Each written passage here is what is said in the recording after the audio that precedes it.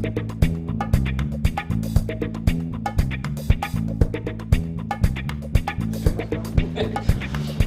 Master. Yeah. Can you get everybody? Oh, give me extra sweaty, yeah. Okay, so whenever you're ready there, well. Buffy! Get a Buffy there. Stop it. Okay. What I have?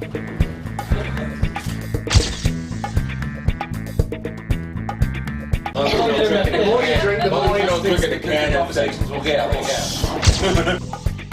Hi everybody and welcome to the very first creative roundtable of the MSI, that's the Merseyside Script Initiative. We brought together a group of very talented and more importantly interesting creative types here today. My name's Merv Jones and I'm an actor, writer, director, and as part of this whole, how can we call it?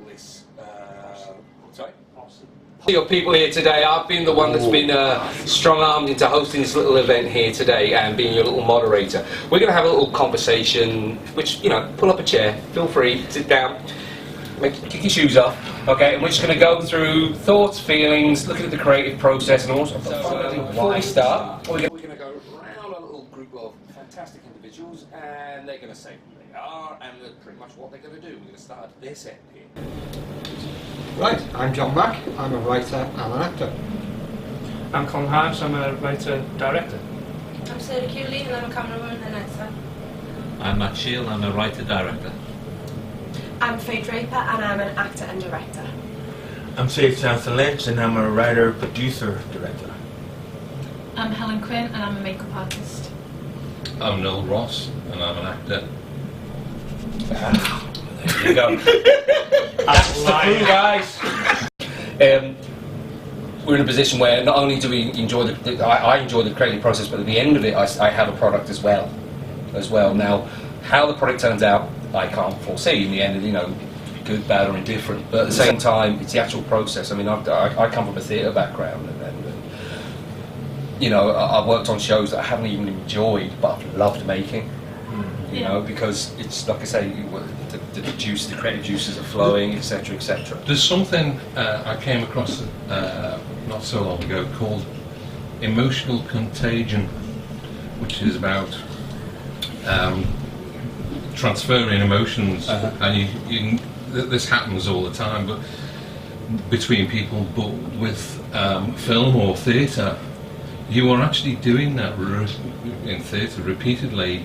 Every night or every time someone watches that film, you're taking them on a journey of emotions, and that is so powerful. That's such a powerful thing to do. You can be getting messages or stories out there that you would never be able to talk to someone in a pub or just in passing and get that amount of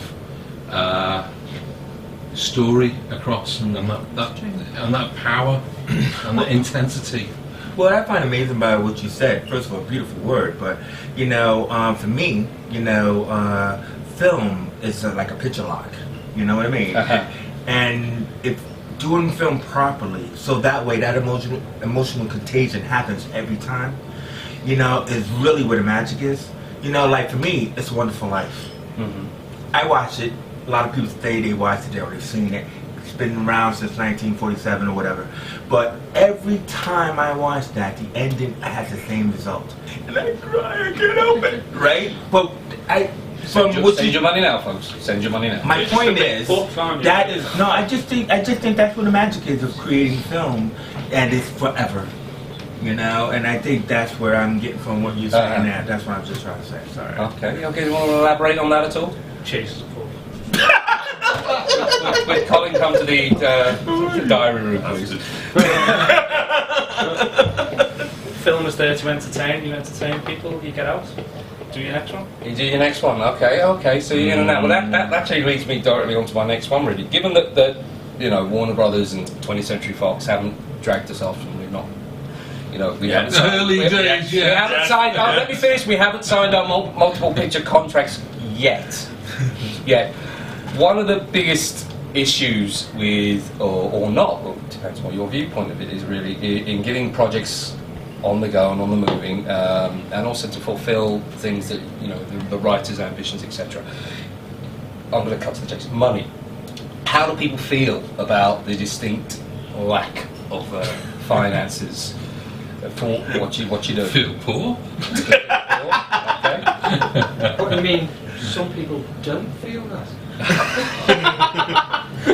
I mean, for me, seriously, on a serious level, for me, I work on the perspective of I have no money. So what can I do to compensate the fact that I have no money? It doesn't necessarily mean what the choices I make are any less in any shape or form. I know full well that I'm not going to do something that requires a big giant, hollowed out volcano with ninjas inside it. You know what I mean? It's just not going to happen. There's two sides. Money isn't everything. Money isn't success. No. Money, is needed to live on, and from that point of view, for what we do, for the experience that we carry into what we do, we should be paid. And there is a culture at the moment where that doesn't happen, and that's an unhealthy thing, because what it means is that people can't build on what they've done because they can't afford to. If you don't get paid, it's a sort of false economy to say, right, well, we'll just do this free, and we won't get paid. We won't get paid for this. Get the experience from it, and then the next one you go to, just get the experience from it. Well, I've already got experience from the last one.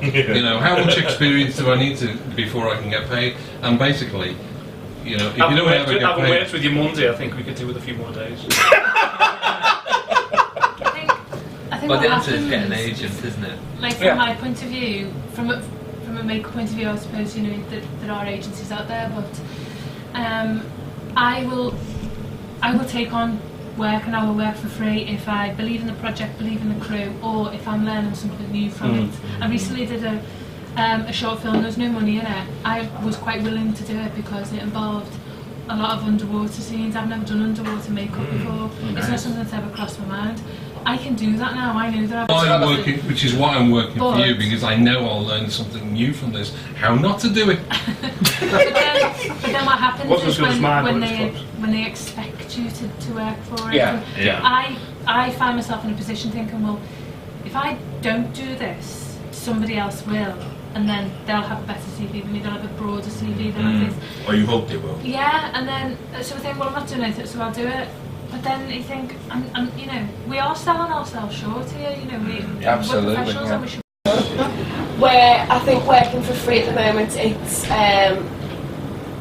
I'm 19, so in a way that getting this experience pushes me forward, whereas say an older actor, it's a struggle. I also think we live in this kind of paradoxal where it's, in a way, having no money gives you freedom to tell a story the way you want to, in a way that if you're making money off this, you have to think of a broader audience. You have to think, how am I going to tell this story for a wide appeal? And I don't think necessarily that's a good thing. That's not what the story is about. If the story might not be socially acceptable and you want to push this story, then why should we have to change the values of ourselves for others? So you're pouring your ideas out there, so that changes. However, on the other side is, if you don't have money, you're not going to have the greatest equipment, you're not going to have the greatest set or the greatest production values, but at the end of the day, it shouldn't be about that. It should be the story that you're telling and getting that out there by itself. I mean, it's a bit like saying if the Grimm brothers were around today, they'd be writing scripts and screenplays, but then somebody would say, yeah, but just can like the princess not die at the end? And you'd be like, wait a minute.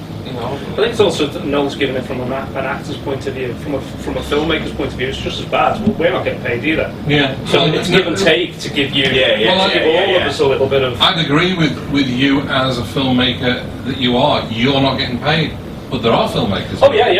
I think if the crew's getting paid, the filmmakers get paid. And you should get paid. And I think if something is worth doing. Yeah. It's worth doing well, and it has value, and it's worth watching, it's worth people paying for it. It's a case of helping each other. It's a case of I make good stuff for you to be in. You get a show reel. You get moved up that ladder a little bit by what you do. It's one thing not earning money, but another side of it is when from the makeup artist point of view, can you come along and work on this production?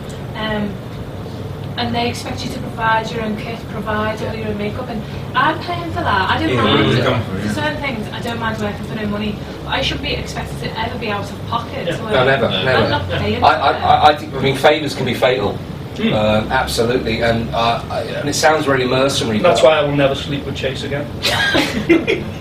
But I'll just ignore that. Moving on swiftly. But like I say, on a mercenary sort of style approach, I now have to think, what can I literally get out of this now? Is it something I'm going to learn from? Is it something that's going to either not necessarily go up the ladder or anything, but definitely gain something from? No, but I think you've got, as opposed to, I'll do